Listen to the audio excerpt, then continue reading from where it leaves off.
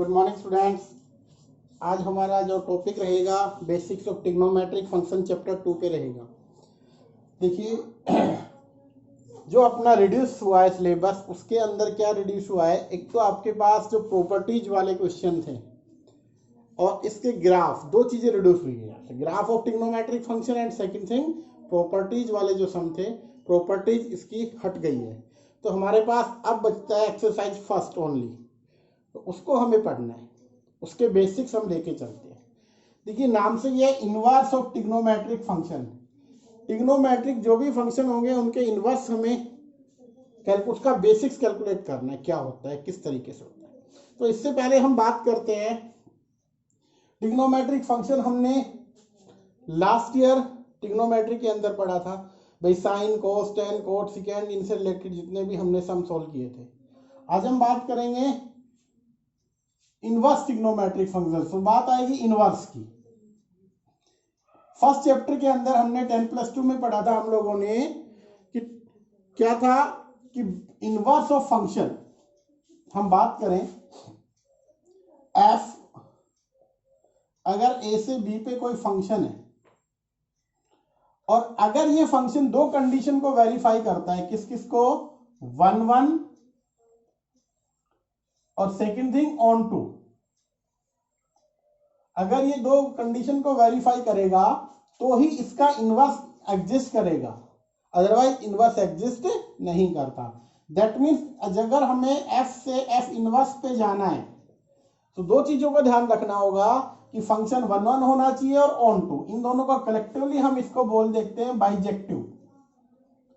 Function कैसा होना चाहिए हमारा, बाइजेक्टिव होना चाहिए। अगर कोई फंक्शन बाइजेक्टिव नहीं है तो उसका इनवर्स एग्जिस्ट नहीं करता। और यहां पे क्या होता था, हमने कुछ इस तरीके से बनाया एफ इनवर्स। एफ इनवर्स में क्या होगा, जो डोमेन है वो तो रेंज में कोडोमेन बन जाएगी, कोडोमेन है वो किस में कन्वर्ट हो जाएगा, डोमेन में। तो इनका कन्वर्जन हो जाता है बेटा। अब हम पढ़ते हैं इनवर्स ट्रिग्नोमेट्रिक फंक्शन में हमें क्या करना होता है। देखिए सिंपल सी बात है, हम लेके चल रहे हैं साइन ऑफ एक्स, ये ट्रिग्नोमेट्रिक फंक्शन है। क्या होती है इसकी डोमेन, ऑल रियल नंबर, और रेंज क्या होती है बेटा, -1 to 1। ये हम पढ़ रहे हैं साइन, ट्रिग्नोमेट्रिक फंक्शन कौन सा है, साइन एक्स। इसकी रेंज क्या है, -1 to 1, और डोमेन क्या है, रियल नंबर। अब हम देखें तो देखो डोमेन कंप्लीट रियल नंबर आ रही है, बट रेंज क्या आ रही है, -1 से 1। हमने इनको रिस्ट्रिक्ट कर रखा है इन्होंने। यहां पे जो भी एग्जिस्ट करेंगे नंबर लाइन पे, उनकी वैल्यू का क्या होगी, या तो -1 तक, या हो सकता है किसी की 1 हो, इनके बाहर नहीं जाने वाली। बट अगर ये फंक्शन होता है जैसे -1, तो इस केस में हम क्या कहेंगे कि जो साइन फंक्शन है, जो फंक्शन साइन है, अपनी नेचुरल डोमेन के अंदर 1 1 नहीं होता है। साइन अपनी नेचुरल डोमेन में अगर हम देखें तो 1 1 नहीं होगा। जैसे अगर हम बात करें, क्योंकि -1 to 1 के बीच में 0 भी लाई करेगा। आप देखिए अगर आपने वैल्यू निकाली साइन पाई, क्या बना, 0। अगर वैल्यू निकाली साइन 2 पाई तो भी क्या बना, 0। दैट मीन्स क्या आया, क्या ये फंक्शन 1 1 बना, तो आप कहोगे सर 1 1 नहीं बन रहा है, ऑन टू बन सकता है। हाँ जी, ऑन टू हो सकता है, बट 1 1 नहीं होगा। अगर ये फंक्शन 1 1 है, ऑन टू नहीं है, तो इसका इनवर्स एग्जिस्ट नहीं करेगा। तो हम क्या करें, इसकी जो डोमेन है इसको रिस्ट्रिक्ट कर देते हैं। और इसकी रिस्ट्रिक्ट किस तरीके से करते हैं कि हमारे पास रेंज ये बने। तो एक काम करते हैं, हम इसको 1 1 बनाने के लिए हमने एक काम किया कि इसकी डोमेन को रिस्ट्रिक्ट कर दिया -π/2 से +π/2, और ये इसकी क्या बन गई, रेंज -1 to 1। अब हमने इसकी क्या किया, डोमेन को रिस्ट्रिक्ट कर दिया। अब जैसे ही हमने रिस्ट्रिक्ट किया, ये फंक्शन अब आपका बाइजेक्टिव फंक्शन बन गया। कैसा फंक्शन बना, बाइजेक्टिव। दैट मीन्स 1 1 भी बन गया एंड ऑन 2 भी बन गया, दोनों बन गए, 1 1 एंड ऑन 2, दोनों कंडीशन को वेरीफाई करेगा ये। अब अगर कोई फंक्शन 1 1 और ऑन टू की कंडीशन को वेरीफाई करता है तो उसका इनवर्स भी एग्जिस्ट करेगा, तो इसका इनवर्स भी एग्जिस्ट करेगा साइन इनवर्स एक्स का। क्या बनेगा वो? अब हमने आपको बताया कि जस्ट क्या करना है, आपको इंटरचेंज करना है डोमेन और कोडोमेन को। तो यहां से क्या बना, रेंज और इसको डोमेन को, -1 से 1 ये तो क्या कन्वर्ट हो गया, डोमेन में चला गया, और ये रेंज आ जाएगी बेटा इसकी -π/2 से +π/2। तो ये क्या बन गई आपके पास, रेंज और डोमेन का। देखो यहाँ ए से बी था तो ये क्या बना, इधर गया, बी इधर आ गया, ए इधर आ गया, मतलब चेंज किसका हुआ, रेंज और डोमेन का चेंजमेंट हो गया। तो यहां से भी हमने क्या करना है, इनवर्स निकालने के लिए अगर बाइजेक्टिव है तो ये किया, तो यहां से भी अगर बाइजेक्टिव है, अब ये बाइजेक्टिव बन चुका है तो हमने क्या करेंगे, इनको इंटरचेंज कर देंगे रेंज और डोमेन को। अब क्यों किया, क्योंकि इनवर्स के लिए 1 1 और 2 होना जरूरी था, इसलिए हमने इसका इनवर्स निकाला और इसको इंटरचेंज कर दिया। अब बात यहां पे आती है कि ये क्या कहलाएगी, डोमेन, और ये क्या कहलाएगी, रेंज। एक इसको और भी बोलते हैं हम दूसरे तरीके से, इसको हम बोलते हैं प्रिंसिपल वैल्यू ब्रांचेस। इसका एक नाम ये भी होगा, प्रिंसिपल वैल्यू ब्रांचेस। ठीक है, तो ये हमने अब तक पढ़ा कि भैया इनवर्स भी निकालते हैं तो ये इसकी रेंज और डोमेन। अब बाकी फंक्शन और लिख लेते हैं हम कि भैया उसी को आपको लर्न करना है, उसी को याद करना है, उसी के अकॉर्डिंग हमें चलना है। मैंने एक का बताया आपको, बाकी भी रिस्ट्रिक्ट करके हम कन्वर्ट करेंगे कि वो भी 1 1 बने और ऑन टू बने और उनके भी इनवर्स निकले। जैसे साइन का निकाला ऐसे हम कोस, टैन, कोट, सिकेंड, कोसिकेंड सबका हम इसी तरीके से निकालेंगे। मैं आपको एक टेबल लिखवा रहा हूँ, उस टेबल को आपको याद रखना है, उसी टेबल से आपकी एक्सरसाइज नंबर 1 कंप्लीट होने वाली है और वो ही अब की बार हमें पढ़ना है, उसी में से क्वेश्चन आने वाला है। देखो बेटा ध्यान से, जैसे हमने अभी करवाया आपको साइन इनवर्स एक्स की जो रिस्ट्रिक्शन बनाई थी हमने, वो क्या थी कि भैया π/2 से -π/2 से +π/2 किया तब जाके -1 से 1 बना था। तो उसका इनवर्स क्या किया था हमने कि -1 से 1, और इसकी जो रेंज या प्रिंसिपल वैल्यू होगी वो ये बनेगी। सेम वे हमें क्या करना है, इन चीज़ों को कैलकुलेट करना है। कोस इनवर्स क्या होगा, क्योंकि उसकी रेंज, कोस की रेंज क्या होती है, -1 to 1, तो डोमेन अब की बार -1 to 1, ठीक है ना। और हमें इसको रिस्ट्रिक्ट करना होगा 0 से π के बीच में। इसी तरीके से बाकी हमने निकाले। कॉट इनवर्स हो गया, ये ओपन इंटरवल में रहेगा 10 का, क्योंकि 10 का π/2 करेंगे। क्लोज अगर कर सकते थे बट π/2, क्योंकि क्लोज को नहीं करना हमें, ओपन रखना है, ओपन रखेंगे तो ये वैल्यू एग्जिस्ट करेगी। इसमें क्या करना है, ओपन इंटरवल में कॉट इनवर्स। इसी तरीके से सीकेंड, सीकेंड क्या होता है, 1/cos। जैसे सीकेंड की बात करूँ, सीकेंड ऑफ एक्स क्या होता है, 1/cos x। अब यहाँ पे हम इसको π/2 नहीं रख सकते, क्योंकि अगर हमने यहाँ पे इसको सॉरी उल्टा रख दिया, यहाँ पे हमने क्या रखना है, π/2, और ये क्या बनेगा 0, क्योंकि π/2 नहीं रख सकते। यहाँ अगर हमने π/2 रख दिया तो क्या बनेगा, यहाँ से π/2 होते ही ये नॉट डिफाइंड हो जाएगा। तो हमने क्या करना है, इसकी वैल्यू जो आपकी रेंज आएगी वो कभी भी π/2 नहीं हो सकती। क्यों, क्योंकि हम इसको -1 से 1 ये वाली वैल्यू हम यहाँ पे रखने वाले नहीं है। ये π/2 ने रखेंगे तो आपकी वैल्यू एग्जिस्ट नहीं करेगी। तो हमने क्या करना है, इसकी वैल्यू कभी भी π/2 नहीं होगी। इसी तरीके से कोसिकेंट में क्या होता है, उसको 1/sin करते हैं, 1/sin x, और x को 0 नहीं लिखा जाता क्योंकि नॉट डिफाइंड, तो इसलिए 0 हमने क्या कर दिया, यहाँ से रिमूव कर दिया।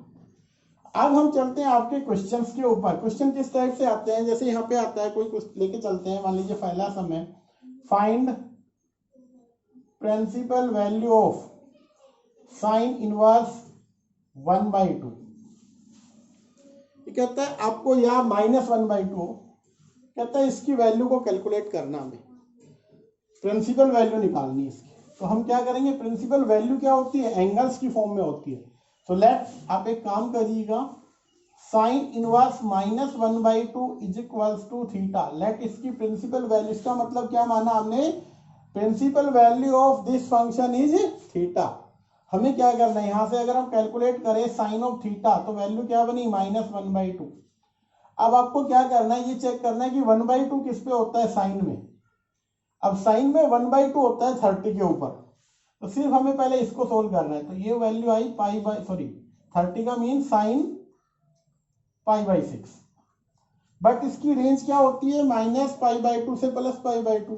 तो आप इसको यूं भी लिख सकते हो sine theta is equal to sine -π/6। एक फॉर्मूला होता था साइन माइनस थीटा, रिजल्ट क्या होता था माइनस साइन थीटा। तो हमने ये वाला अप्लाई कर लिया यहाँ पे, ये माइनस साइन थीटा हमने लिख दिया, तो थीटा की वैल्यू क्या बनने वाली है -π/6। क्या ये इसकी साइन इनवर्स की रेंज में जाता है? आपको चेक करना है -π/2 से +π/2 के बीच में क्या एग्जिस्ट करता है। अगर करता है तो आपका आंसर ये हो जाएगा, अदरवाइज नहीं है तो चेंज करके लेके आएंगे उसको। तो हमें इस तरीके से कैलकुलेट करना है। और एक एग्जांपल लेके चलते हैं। मान लेते हैं हमारे पास आ रहा है कोस इनवर्स √3/2, इसकी प्रिंसिपल वैल्यू निकालनी है, ठीक है। सो लेट इसकी प्रिंसिपल वैल्यू को हम थीटा मान लेंगे। सेम वे आपका क्या करना है, कोस थीटा बिकम क्या बनने वाला है, कोस थीटा की वैल्यू √3/2। और ये किस एंगल पे बनती थी, कोस ऑफ थीटा बिकम यहाँ पे होता है कोस, किस पे बनता था 30 पे, π/6।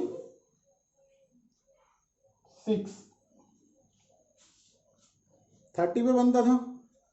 सो यहाँ पे अगर 30 पे बनता है तो थीटा बिकम π/6। अब एक बात बताओ, इसकी रेंज क्या होती थी 0 से π, क्या बनेगी, इसकी रेंज 0 से π के बीच में एग्जिस्ट कर रहा है π/6, हाँ कर रहा है। तो इसका आंसर आपके पास ये आ जाएगा, इसकी प्रिंसिपल वैल्यू क्या बन जाएगी, ये आपके रिजल्ट आ जाएगा π/6।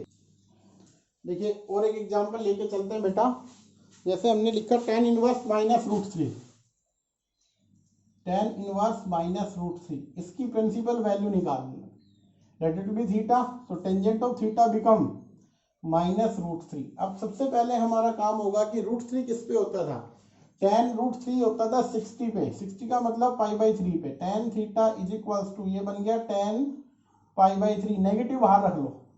अब हमें इनको कंपेयर करना है, कंपेयर तब करेंगे जब सेम साइन होगा। तो हम एक काम करते हैं, आप इसको लिख सकते हो tan π-π/3, क्यों, क्योंकि फॉर्मूला था tan π - थीटा को आप -tan थीटा लिख देते थे। इस वाली फॉर्म के अकॉर्डिंग हमने चेंज कर दिया, तो यहाँ से क्या बना tan 2π/3। अब ये चेक करो, जो आपका इसमें कंपेयर करेंगे तो थीटा आया 2π/3। क्या ये tan की रेंज क्या थी आपके पास, देखो ध्यान से, -π/2 से +π/2 के बीच में लाई कर रहा है। π/3 का मीनिंग क्या बना आपके पास, π/3 का आपका आ गया इसके अंदर एंगल π/2π/3। तो 60 को 2 से 120, बट 120 इसमें लाई नहीं करेगा, tan की इनवर्स की रेंज क्या है। तो आप एक काम करें, इसको चेंज कर दें। आप इसको यहां से हटा के एक काम कर लीजिएगा बेटा, आप इसको यूं लिख सकते हो टेंजेंट ऑफ -π/3, क्योंकि tan - थीटा आपका -tan थीटा बनता है। तो ये वाला आपका -π/3 बन जाएगा। ये क्या इसकी रेंज में लाई करता है। तो इसकी रेंज क्या होती है आपके पास tan इनवर्स की, वो आपको चेक कर लेनी है। और वो रेंज के अकॉर्डिंग हमें ये देखना है कि tan इनवर्स -π/2 से +π/2 के बीच में जा रहा है या नहीं जा रहा है। ओपन इंटरवल -π/2 से +π/2, अगर यहाँ जा रहा है, इसके अंदर ये लाई करता है, बिल्कुल करता है, तो आपके पास इसका प्रिंसिपल वैल्यू बन जाएगी बेटा, ठीक है। अब और देखते हैं, देखो बेटा, find the principal value of tan inverse sin -π/2, इसकी वैल्यू हमें निकालनी, ठीक है। सो देखिए ध्यान से, tan इनवर्स और यहाँ पे है sin -π/2। तो सबसे पहले इसको सोल्व कर लीजिए, -sin π/2 लिख सकते हो आप इसको। तो इसको आप सोल्व करेंगे तो ये बन गया tan इनवर्स -1, और इसकी प्रिंसिपल वैल्यू निकालनी है हमें। तो tan इनवर्स -1 किसका बनेगा, थीटा। और अगर हमें कैलकुलेट करना है तो tan थीटा की वैल्यू क्या बन के आएगी, -1, और 1 हमें पता है π/4 पे होता है। तो टेंजेंट ऑफ थीटा ये बन गया -tan π/4, बट ये नेगेटिव है तो कंपेयर नहीं होगा। तो आपको क्या करना है, tangent of theta is equals to, आप लिख सकते हो tan -π/4, थीटा बिकम -π/4, क्योंकि ये -π/2 और +π/2 इसकी रेंज में लाई करेगा यहाँ पे, ठीक है। अब देखो ध्यान से, ये वैल्यू है, कहता है x की वैल्यू निकालो। क्वेश्चन इस तरीके से भी बन सकता है, sign inverse 1/2 cos inverse x, तो कहता है find out the value of x। कैसे सोल्व करेंगे, ध्यान से देखिएगा। आपको क्या गिवन है, सबसे पहले उसको नोट करें। Sine inverse 1/2 plus cos inverse x is equals to 1। तो एक काम कर लीजिएगा, यहाँ पे 1 है, ये साइन राइट में जाएगा तो साइन इनवर्स 1 बन सकता है, या आप इस 1 को साइन π/2 लिख सकते हो। तो इसका एंगल कंपेयर हो गया, यहां से ये वाला किसके इक्वल होगा, π/2। That means sine inverse 1/2 plus cos inverse x किसके इक्वल बना, π/2। अब हमें ये देखना है कि साइन इनवर्स 1/2 की वैल्यू क्या होगी। देखो साइन इनवर्स आप इसको लिख सकते हो, साइन 1/2 किस पे होता है, 30 पे, π/6 plus cos inverse x is equals to π/2। तो यहां से इनवर्स से ये कैंसिल आउट, क्या बना, π/6 प्लस कोस इनवर्स x, इसकी वैल्यू बनी π/2।